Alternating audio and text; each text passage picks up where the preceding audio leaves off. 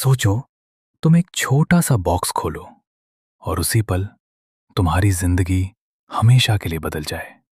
आज की कहानी की शुरुआत होती है एक कपल से, जो बाहर से बिल्कुल आम दिखते हैं, लेकिन अंदर ही अंदर कुछ बड़ा प्लान कर रहे हैं।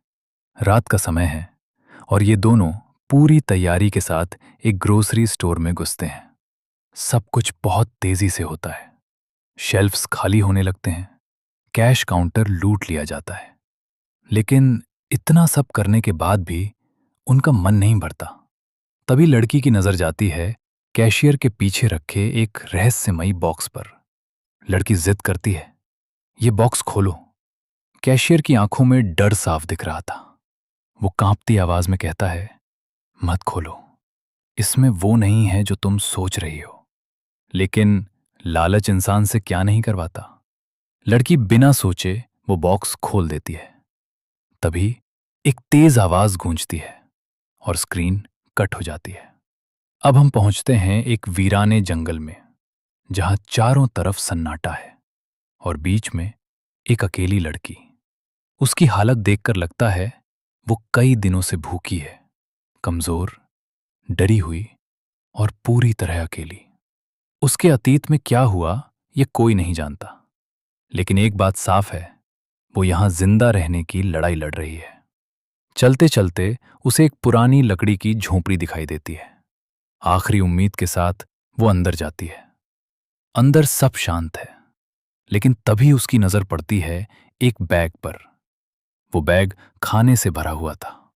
भूख इतनी ज्यादा थी कि वो बिना सोचे समझे खाना शुरू कर देती है। तभी बाहर से कदमों की आवाज। कोई इस तरफ आ रहा है। उसका दिल तेजी से धड़कने लगता है। डर के मारे वो तुरंत पास पड़े एक बेड के नीचे छुप जाती है। दरवाजा धीरे धीरे खुलता है। कर्कश आवाज के साथ कोई अंदर आता है। हम उसका चेहरा नहीं देख पाते, लेकिन उसके हाथ में एक कुल्हाड़ी है। वो चुपचाप कमरे में आता है, चारों तरफ नजर दौड़ाता है और सीधे उसी बैग को उठाता है जिससे लड़की खाना खा रही थी। कुछ पल के लिए ऐसा लगता है जैसे उसे कुछ एहसास हुआ हो, लेकिन फिर वो बिना कुछ बोले वापस चला जाता है। बेड के नीचे छुपी लड़की अब भी कांप रही है। कुछ समय तक बेड के नीचे छुपे रहने के बाद जब सब कुछ शांत हो जाता है, वो लड़की समंथा धीरे धीरे बाहर निकलती है। उसका दिल अब भी तेजी से धड़क रहा था। वो एक पल भी वहां रुकना नहीं चाहती और तुरंत जंगल से बाहर भागने का फैसला करती है। लेकिन जैसे ही वो भागती है, अचानक उसकी टक्कर उसी आदमी से हो जाती है। वही आदमी जिसके हाथ में पहले कुल्हाड़ी थी। कुछ सेकंड के लिए दोनों एक दूसरे को देखते रह जाते हैं। तनाव, खामोशी, डर। लेकिन फिर वो आदमी खुद को शांत तरीके से पेश करता है। उसका नाम था टॉम। टॉम उसे कोई नुकसान नहीं पहुंचाता, बल्कि उसकी हालत देखकर मदद करने की कोशिश करता है। समंथा घबराई हुई आवाज में माफी मांगती है कि उसने उसका खाना खा लिया, क्योंकि वो पिछले 2 दिनों से भूखी थी। धीरे धीरे समंथा अपनी कहानी बताती है। वो और उसका पति जंगल के रास्ते कहीं जा रहे थे, लेकिन बीच रास्ते में उनकी कार खराब हो गई। उसका पति पास के पेट्रोल पंप से मदद लेने गया, लेकिन अब तक वापस नहीं आया। ये सुनकर टॉम थोड़ा चौंक जाता है, क्योंकि उसकी अपनी कार भी खराब हो चुकी है और वो 3 दिनों से उसी जगह फंसा हुआ है। ये सुनते ही समंथा के चेहरे पर डर साफ दिखने लगता है। अगर टॉम 3 दिन से यहां है, तो उसका पति अभी तक क्यों नहीं लौटा? घबराकर वो कहती है, मुझे अभी जाना होगा। टॉम उसके साथ जाने का फैसला करता है। दोनों मिलकर उस जगह पर पहुंचते हैं जहां कार खड़ी थी, लेकिन वहां कोई नहीं था। न उसका पति, न कोई निशान। आखिरकार वो दोनों वहां एक नोट छोड़ देते हैं, ताकि अगर उसका पति वापस आए तो उसे पता चल सके कि वो कहां है। कुछ जरूरी सामान लेकर दोनों वापस झोपड़ी की ओर लौट जाते हैं। रात होते ही जंगल का तापमान तेजी से गिरने लगता है। ठंडी हवाएं, सन्नाटा और अजीब सा डर। टॉम उसे कंबल ओढ़ने को कहता है, जो वो अपनी कार से लेकर आई थी, लेकिन समंथा के मन में एक सवाल बार बार आ रहा था। उसका पति उसे ऐसे अकेले छोड़कर क्यों गया? वो धीरे से कहती है, मैं प्रेग्नेंट हूं, और शायद इसी वजह से उसने उसे यहीं रुकने को कहा होगा। ये सुनकर टॉम थोड़ा शांत हो जाता है। वो उसे बेड पर आराम करने के लिए कहता है और खुद जमीन पर सोने का फैसला करता है। बाहर हवा की आवाज, अंदर खामोशी। लेकिन कुछ तो अभी भी ठीक नहीं था। रात गहराती जा रही थी और समंथा को एहसास हो रहा था। रात को सोने से पहले टॉम समंथा को पीने के लिए पानी देता है। वो बताता है कि ये पानी पास की एक झील से लाया है। सब कुछ सामान्य लगता है, लेकिन अगली सुबह जब टॉम उसी जगह वापस जाता है, वहां कोई झील ही नहीं होती, जैसे वो कभी थी ही नहीं। इन अजीब सवालों के साथ तीनों सोने की कोशिश करते हैं, लेकिन रात शांत में ही थी। समंथा को एक डरावना सपना आता है, जिससे वो घबराकर सुबह जल्दी उठ जाती है। जब वो उठती है, टॉम कहीं नजर नहीं आता।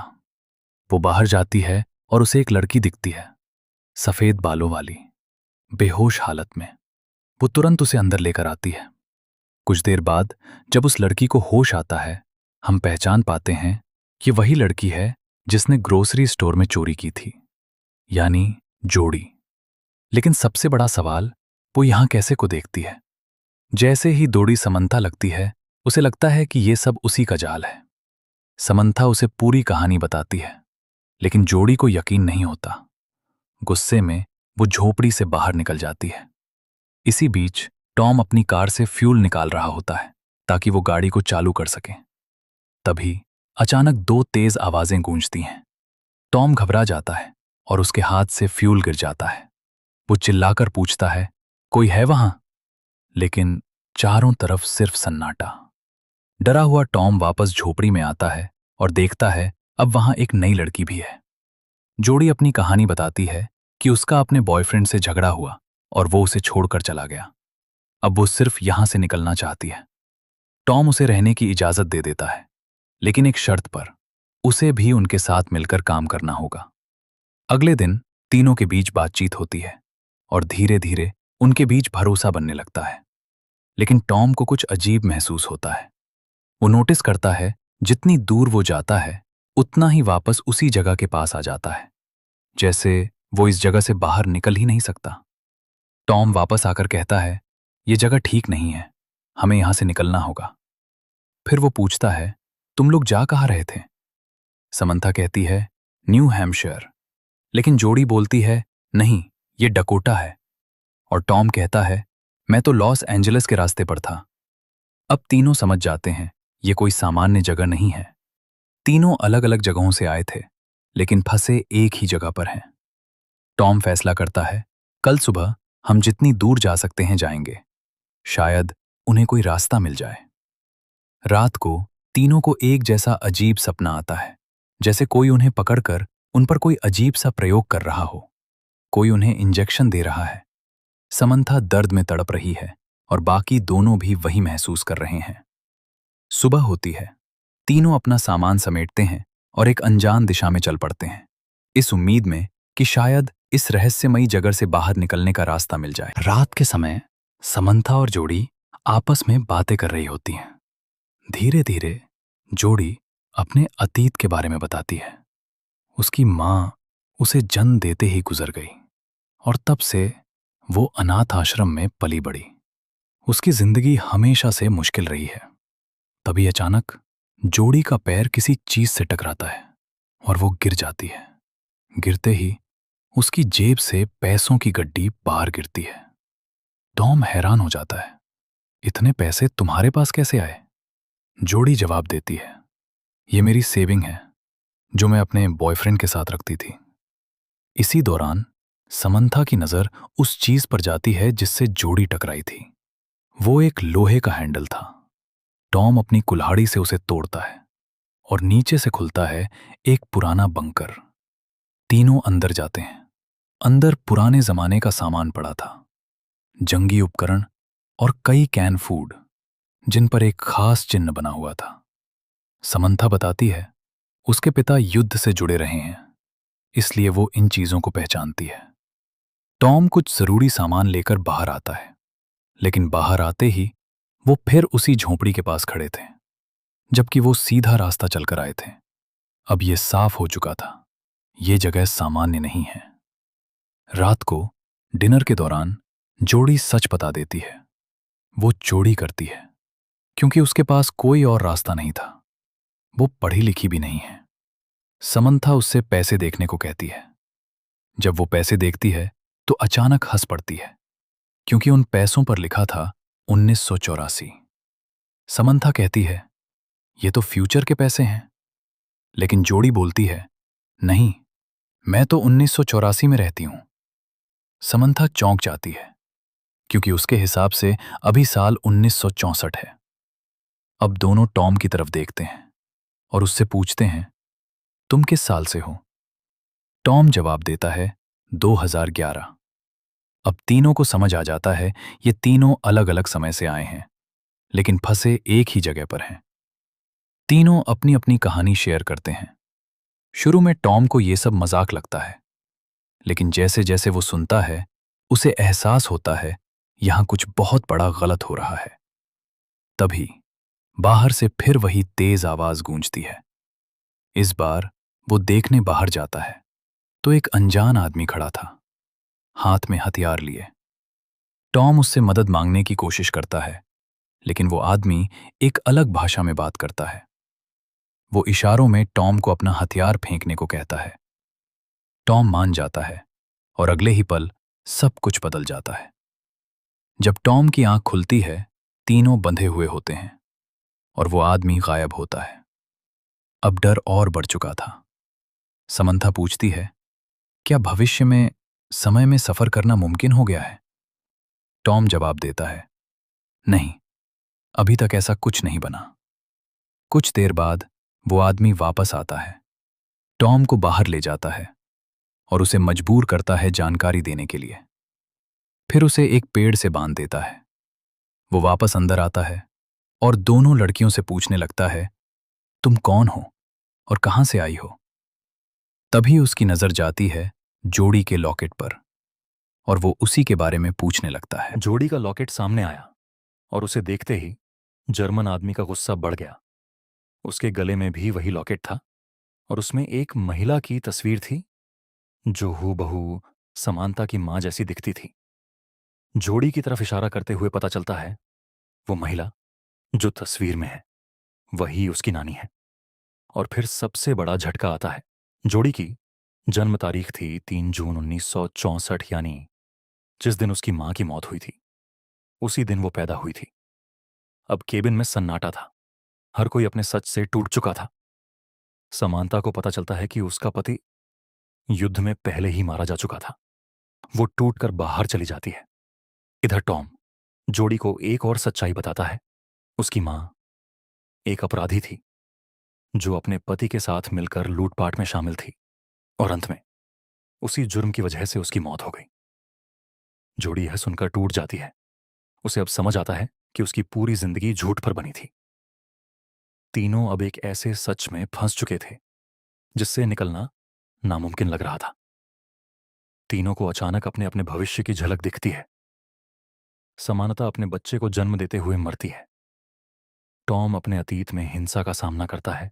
जोड़ी अपनी फांसी देखती है और सबसे डरावनी बात, तीनों को पहले से पता था कि वो कैसे मरेंगे। टॉम समझ जाता है अगर हम अपने अतीत को बदल दें तो शायद हमारा भविष्य बदल सकता है। यही सोचकर वो उन्हें उसी बंकर में ले जाता है। समानता बताती है उसके पिता की मौत 14 मई को पोलैंड में एयर स्ट्राइक में हुई थी और आज वही तारीख थी, यानी उन्हें एक आखिरी मौका मिला था। टॉम का प्लान था, अगर हैंड्समैन पिता की मौत रोक दी जाए तो भविष्य की पूरी चेन बदल सकती है। लेकिन समस्या ये थी, हैंड्समैन पहले ही रेडियो से संपर्क कर चुका था और भागने की कोशिश कर रहा था। टॉम उसे रोकने जाता है, लेकिन तभी गोली चलती है और वो गोली जाकर लगती है जोड़ी को। अब समय जैसे रुक गया था। जैसे ही जोड़ी घायल होती है, टॉम का अस्तित्व कमजोर होने लगता है, क्योंकि अगर जोड़ी नहीं बचेगी तो टॉम कभी पैदा ही नहीं होगा। और धीरे धीरे टॉम गायब होने लगता है। समांता अपने पिता को देखती है और उसे एहसास होता है उन्होंने समय के साथ छेड़छाड़ करके सब कुछ और बिगाड़ दिया। आसमान में युद्ध के विमान दिखाई देते हैं और बमबारी शुरू हो जाती है। सब कुछ धुंधला होने लगता है और फिर सीन वापस उसी स्टोर पर पहुंचता है, लेकिन इस बार सब कुछ बदल चुका है। जोड़ी अब एक अलग जीवन में है, अमीर और पढ़ी लिखी, लेकिन उसका रास्ता फिर उसी स्टोर तक आता है और वहीं केविन दिखाई देता है, जो अब किसी और लड़की के साथ उसी लूट की तैयारी में है। समांता अब भी जिंदा है, वो अपने पिता की अस्थियों के साथ खड़ी है और सब कुछ खत्म होता देख रही है। लेकिन सच ये था, समय का चक्र टूट नहीं रहा था, वो बस दोबारा शुरू हो रहा था। अंत में जोड़ी फिर से उसी बॉक्स के सामने खड़ी होती है। कैशियर उसे चेतावनी देता है, अगर तुमने इसे खोला तो कुछ भी वापस नहीं आएगा। लेकिन इस बार लालच फिर जीत जाता है और जैसे ही बॉक्स खुलता है, गोली चलती है और स्क्रीन ब्लैक हो जाती है। कभी कभी अतीत को बदलने की कोशिश भविष्य को और भी ज्यादा बिगाड़ देती है।